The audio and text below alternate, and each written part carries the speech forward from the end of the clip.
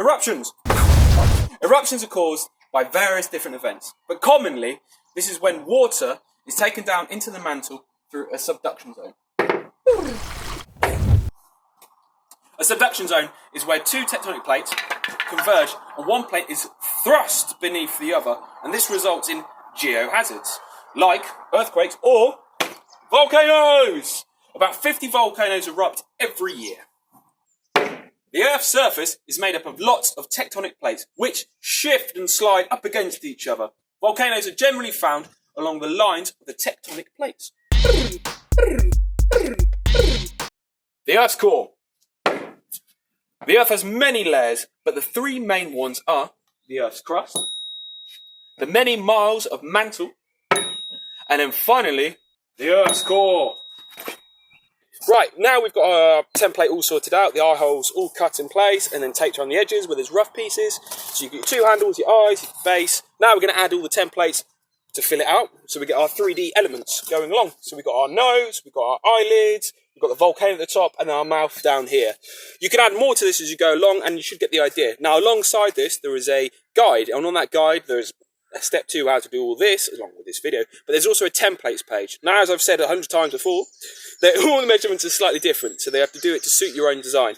But if we're going to make a start, we're going to start with the nose. Now, the key thing is the score lines. The score lines are very helpful. Now, I've got this old 30 demi baguette packet here, and there's already a fold in place that makes my life easier. But if I wanted to add additional ones, so with my design here drawn from the template page, I can use the back of the ruler and the back of a pen or pencil and then simply score in.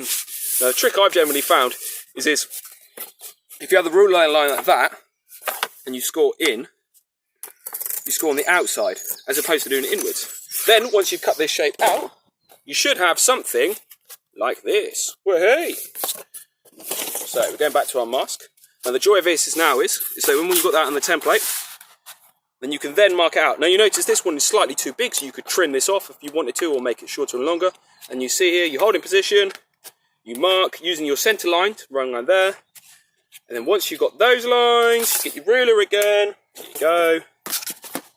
And then look, you've got your score lines ready to go, and you can mark them straight away. And it's easy enough to make score lines. Like before, you pierce in, he says.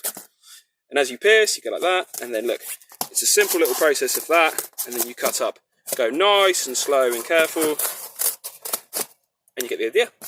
With this, don't worry too much. Again, if it's too dodgy, you can add some tape to it. But here's one I did earlier.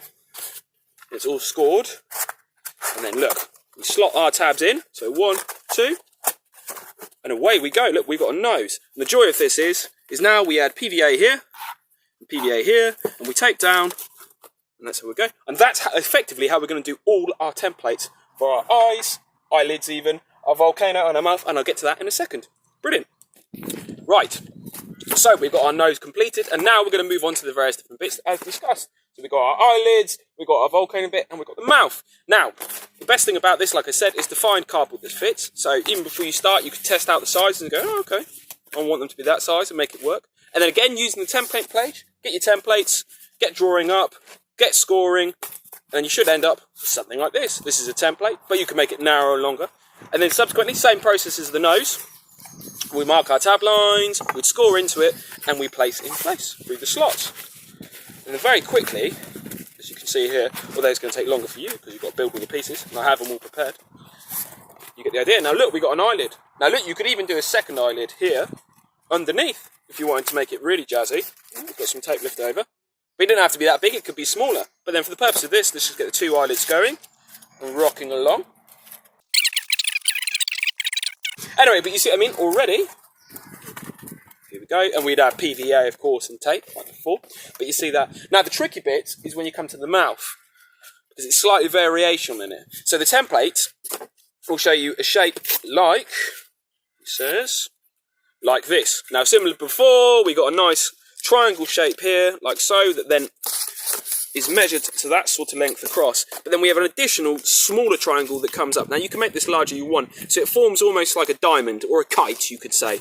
Again, we've got the two tabs here, like that, and then when it folds in, like that, we have a nice lip for the mouth. Does this make sense? And the best thing to do at this point here is when you've got that, and the trick about that is you just have to make a simple cut here. So as well as cutting out, you make a cut there, fold like that, and then fold over, it folds itself there.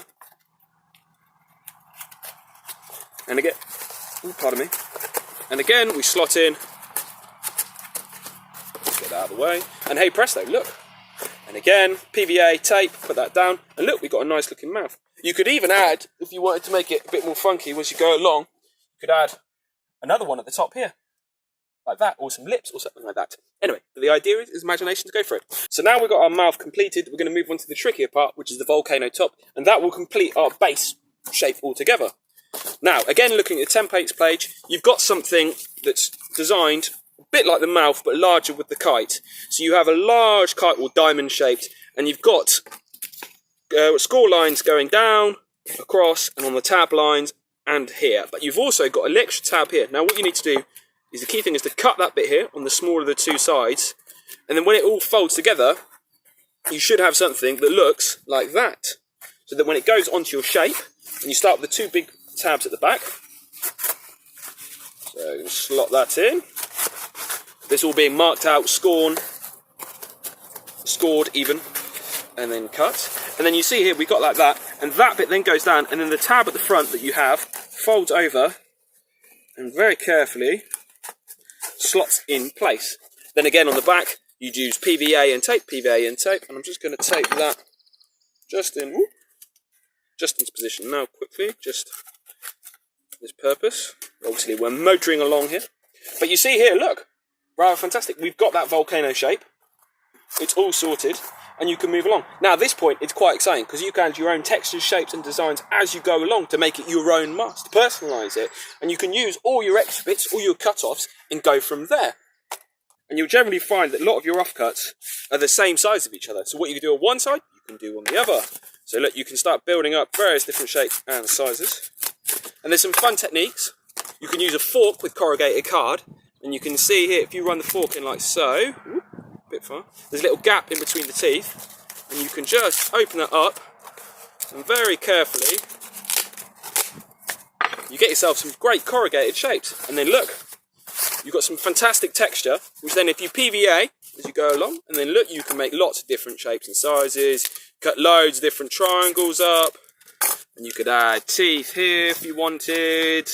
You get the idea here. You keep building, making it fun, experimenting. You could even try doing some slotting pieces, where if you cut into here, and you have a shape and that slots in, it all works. Anyway, at some point you will have something going along, and it should all be dry, thanks to using a PVA, and all taped down and all secure, and it'll be ready to paint. Now, I've already painted this one. I've put loads of textures and whatnot, and the painting is a nice, easy affair, because all you have to do is slap it on. I mean, look here. I've got a bit more orange here, and I'm just going to go brrr, brrr, brrr. And using a brush, you can make it really work and just work it all in. Now, I'm using my finger, but obviously a brush is much easier to use here. But you see what I mean? You can build it up, start using textures. The key thing is it has to be dry from all the PVA. And if you're feeling a bit wobbly here and there, you can add a bit more tape to it. Or you can mix your paint with a bit of PVA so you can get a thicker set. And away you go. And then subsequently, you should have something a bit like this. Or, if you want to see another one, here's one I made earlier. Here's another variation. Here's a different style. So look, we've done slightly something different on the head here, as opposed to what we did on the volcano mask, like that. But we've gone for a dragon style here with a floppy tail, tongue even. Anyway, the idea is really go for it. Use your imagination. Let's get that one onto play here. Use your imagination, make it work, design it, go for it. Start with this one and then go from there. I'm sure these basic instructions will allow you to make a carnival style mask that is quite impressive, to say the least. Anyway, thank you for your time and energy. I hope this has been helpful. Cool.